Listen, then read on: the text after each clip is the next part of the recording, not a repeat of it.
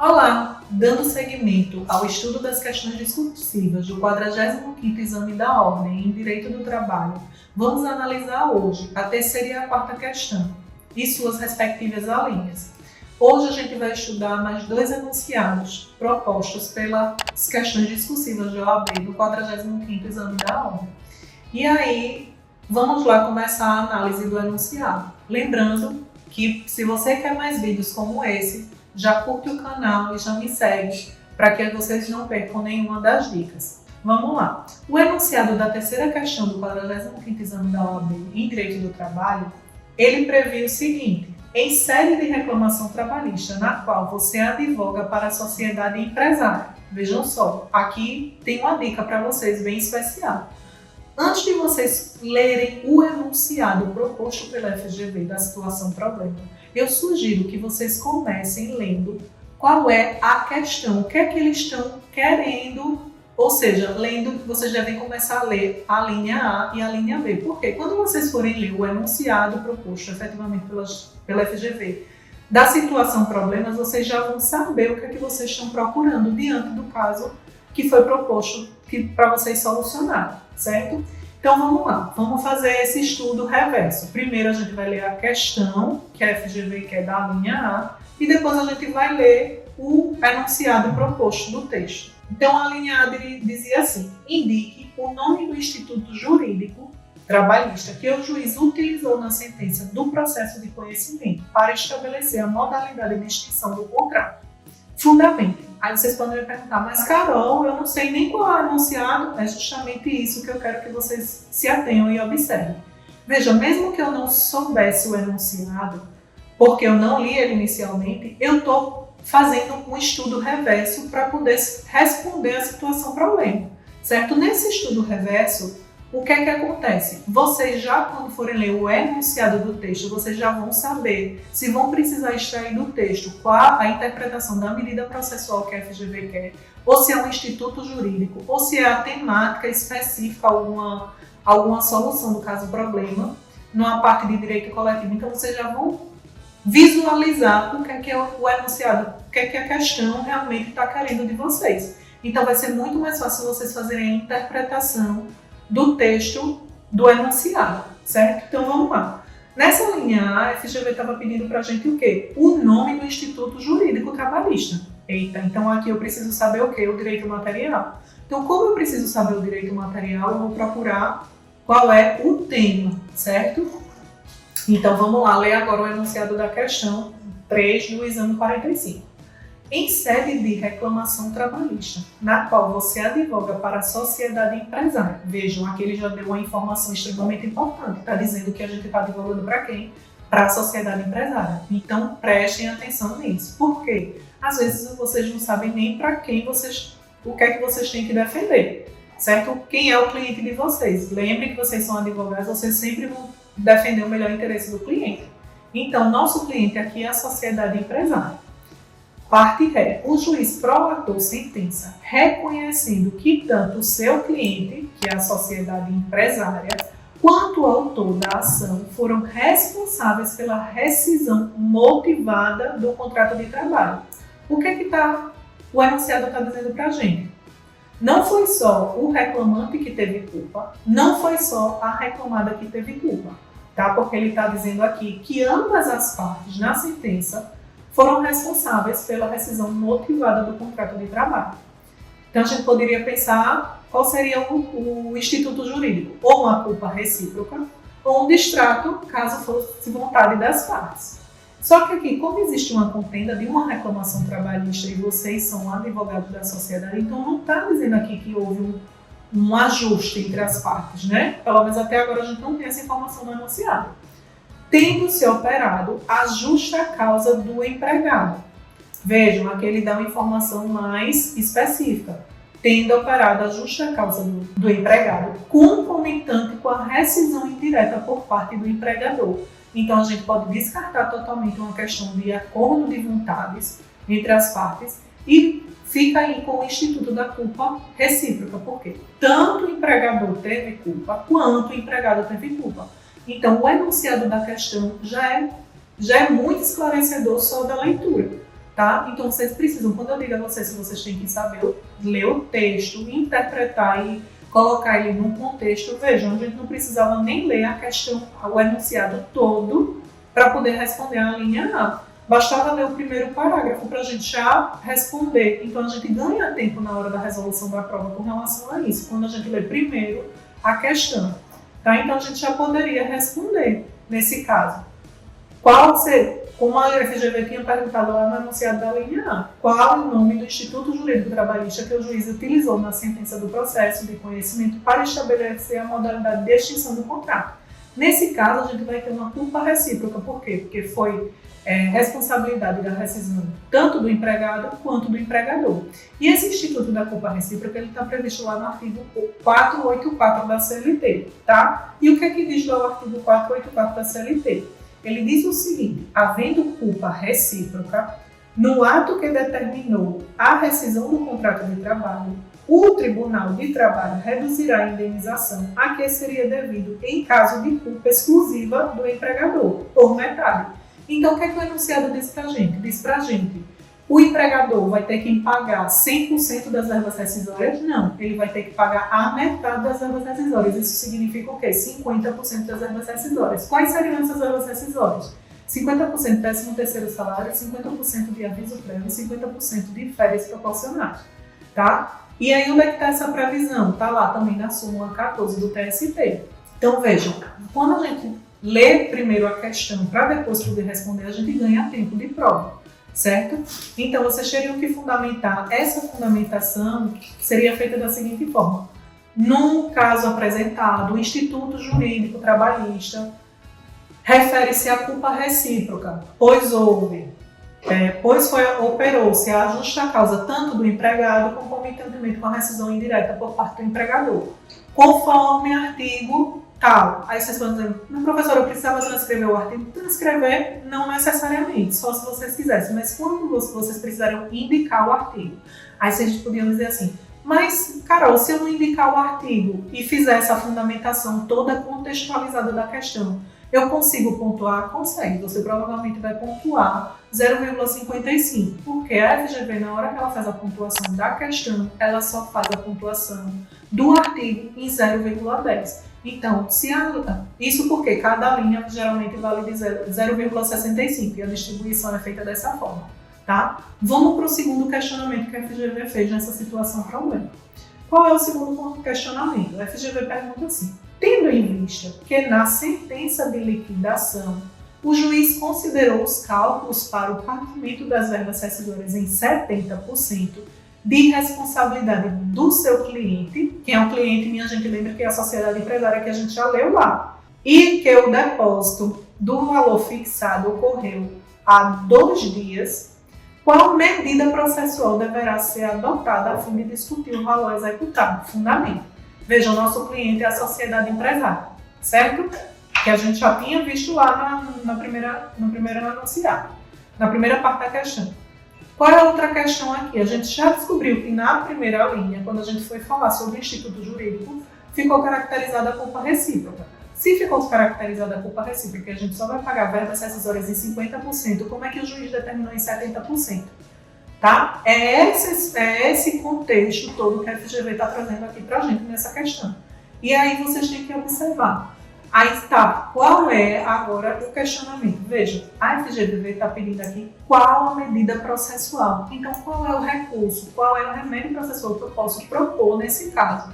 Então, por isso que a gente fixa tanto, debate tanto com vocês, especifica tanto que vocês têm que aprender a linha do tempo. Vejam, eu já não estou mais, a questão está dizendo para mim que eu não estou mais em fase de processo de conhecimento que vai até a sentença. Eu já estou em fase de liquidação de sentença. Então, veja, eu estou na sentença de liquidação. Na sentença de liquidação, eu já estou numa fase de execução do processo, certo? Para poder o crédito do autor ser pago. Como eu sou, como meu cliente, eu sou advogada do cliente da sociedade empresária, eu tenho que manejar o embargos à execução ou embargos de devedor, certo? E aí, onde é que eu vou ter essa previsão legal? Tá? Eu vou ter essa previsão lá no artigo 884 da CLT. E o que é que diz para a gente o artigo 884 da CLT? Garantida a execução ou penhorado dos bens, terá o executado 5 dias para apresentar embargos, cabendo igual prazo ao exequente para a impugnação. O juiz vai dar essa sentença de liquidação, você vai dizer que ele calculou a mais, né? Em série de embargos à execução, embargos do devedor, e vai fundamentar lá. Mas aí vocês prestem atenção. O que a FGV está pedindo? Ela está pedindo que você explique o procedimento como é, da pré-execução? Não. Ela só quer saber qual é a medida processual que você tem que aplicar nesse caso. Então é uma questão totalmente de interpretação de texto, tá? E que vocês têm que dizer lá, a medida processual a ser adotada no caso proposto seria um embargo à execução ou embargo do devedor, em virtude de quê? Em virtude de ser uma sentença de liquidação. E fundamentar lá no artigo 884 da CLT, certo? E aí você ganharia a pontuação total da questão. Seguindo, o que é que a gente tem na próxima questão, né? E a gente vai lá para a questão 4. A gente já encerrou agora a questão 3 com as alíneas A e B, a análise dela ajuda. Então vamos agora para a última questão de prova, que também tinham 2 alíneas, certo? Essas 2 alíneas da questão 4, e aí eu volto a frisar, vocês têm que observar primeiro, ler lá a linha, o que é que tem pedindo na questão da prova. Primeiro, a linha A, então eu vou ler diretamente a linha A. Para quê, professora? Para eu não perder tempo, certo? Tempo, lembra que a gente já vem falando aqui, tempo é um artigo escasso na hora da prova para vocês. Então vocês não podem perder tempo com isso. Então vamos lá. Qual medida processual? Veja que a FGV ela tem uma forma toda específica de cobrar.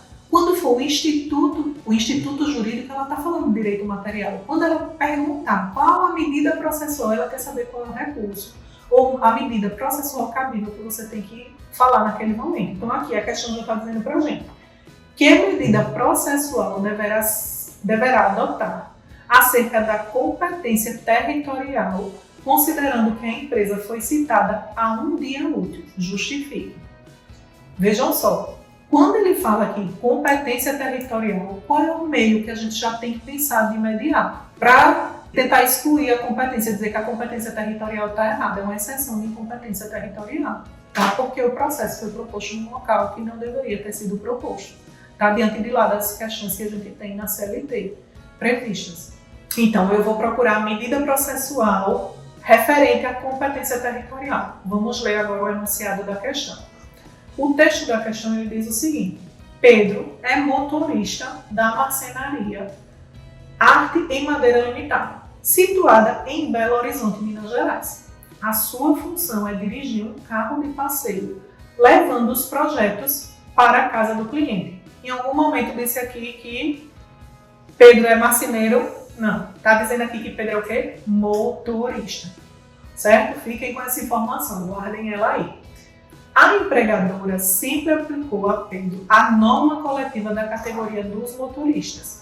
Contudo, Pedro ajuizou uma reclamação trabalhista em São Paulo, pleiteando direitos previstos na norma coletiva dos empregados em marcenarias no estado de Minas Gerais. Então vejam só, ele deu aqui pra gente 2 estados, São Paulo e Belo Horizonte, certo?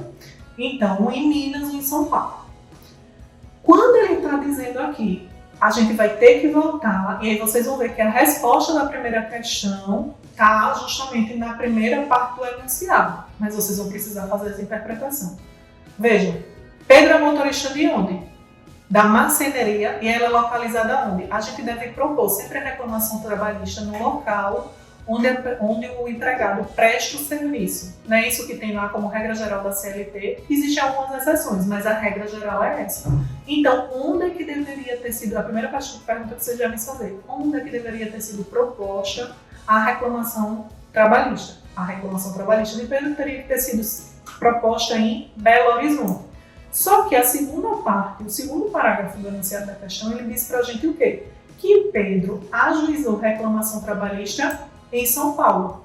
Ele prestou serviço em São Paulo? Não. E em momento nenhum no enunciado da questão tem essa informação, dizendo que Pedro prestou serviços em São Paulo. Tem dizendo única e exclusivamente que a marcenaria era situada em Belo Horizonte, certo?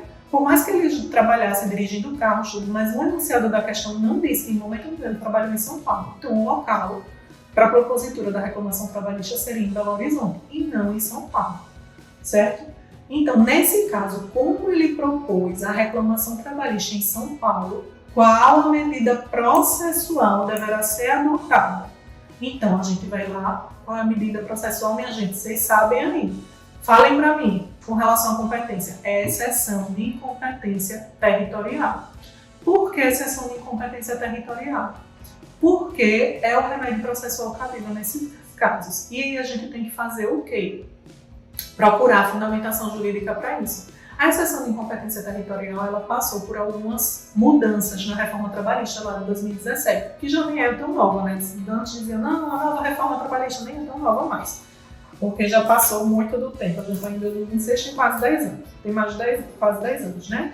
Então, o que é que diz pra gente a alteração que foi feita no artigo 800 da CLT, certo? Que apresentada exceção de incompetência territorial deve ser apresentada no prazo de 5 dias a contar da notificação, antes da audiência, e impeça que sinalize a existência dessa exceção, seguindo-se o procedimento estabelecido nesse artigo. E aí ele começa a discorrer o procedimento desse artigo. Vejam, vocês não precisavam, ao responder a questão, informar qual é o procedimento. Por quê? Porque a FGV só pediu a gente que apresentasse qual a medida processual. Então, qual é a medida processual que a gente deve apresentar aqui? Seria uma exceção de incompetência territorial, porque Pedro apresentou uma reclamação trabalhista em São Paulo, tendo trabalhado efetivamente em Belo Horizonte, certo? Então, ou seja, no caso proposto, diante deverá ser apresentado, então vocês respondem logo o que está sendo perguntado, deverá ser apresentado a exceção de incompetência territorial e depois vocês possam discorrer, em virtude de que Pedro trabalhou exclusivamente em Belo Horizonte, não tendo trabalhado em São Paulo, certo? E fundamenta lá conforme o artigo 800 da CLT. Lembrando que a indicação do artigo vocês podem até transcrever.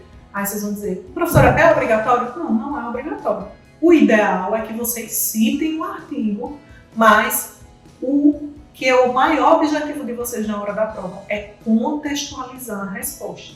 Lembre, vocês indicam logo que a FGV está querendo, que é a medida processual, e depois vão contextualizando conforme o caso proposto, certo? Não esqueçam disso. E aí vamos lá. A segunda questão, a letra B, a linha B. O que é que eles pediam no enunciado da segunda questão? Vamos ler primeiro a questão, tá? Que tese jurídica você deverá desenvolver em contestação para defender que está correto aplicar a norma coletiva dos motoristas a Pedro? Justifique. Vejam só, nessa situação, vocês estão... Veja, a gente precisava ler mais um pedacinho do enunciado da questão. Diante disso, na qualidade da marcenaria, responda os itens a seguir. A gente precisa saber sempre quem é o cliente que a gente está defendendo. É Pedro, é a marcenaria. No caso proposto aqui da questão 4, a linha B, era a defesa da marcenaria e não de Pedro, certo? Então, qual a tese jurídica? Vejam, aqui a FGV volta novamente para a questão do direito material. Quando ela pergunta instituto jurídico, quando ela pergunta qual é o instituto jurídico, qual a tese jurídica, ela está voltando a questionar sobre o direito material do trabalho. Seja ele o direito individual, seja ele o direito coletivo. Tá? Nesse caso aqui, quando diz assim, você deverá desenvolver em contestação para defender que está correto aplicar a norma coletiva dos motoristas a Pedro. Por quê? Vejam só, no caso de Pedro, os motoristas eles são uma categoria que a gente chama de categoria diferenciada, certo? Em algumas categorias, como essa que é de Pedro, que existe regulamentação legal para isso, a gente vai ter que enquadrar ele como categoria diferenciada, certo? E aí você vai perguntar, mas qual seria a tese, né? É justamente isso, dizer que tem que ser aplicado a Pedro, por mais que ele trabalhe numa marcenaria, deveria ser aplicado a Pedro a norma coletiva dos motoristas. Por quê? Porque ele faz parte de uma categoria diferenciada, certo? Aí vocês vão me perguntar, mas professor, onde é que está lá a fundamentação legal? Está lá no artigo 511, que fala de todas as categorias, certo?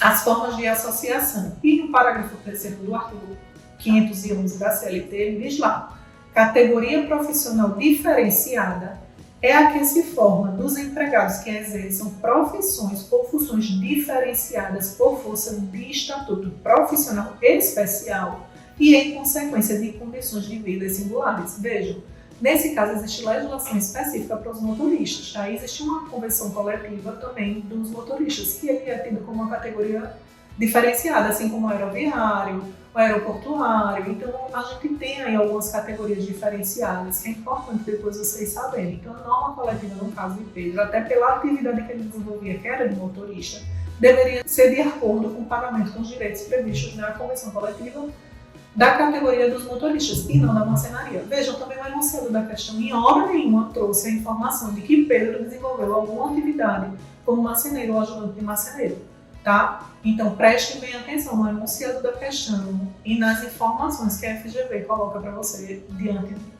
de todo, no texto, diante de todo o contexto que ela pede para vocês. Lembrem, são todas situações problemas, então a gente precisa, como advogado, resolver situações problemas, direcionando a resposta, tá? Espero que tenha ajudado. Se você gostou, dá um like nesse vídeo e para mais informações se inscreve no canal para não perder nenhuma informação. Tchau, tchau!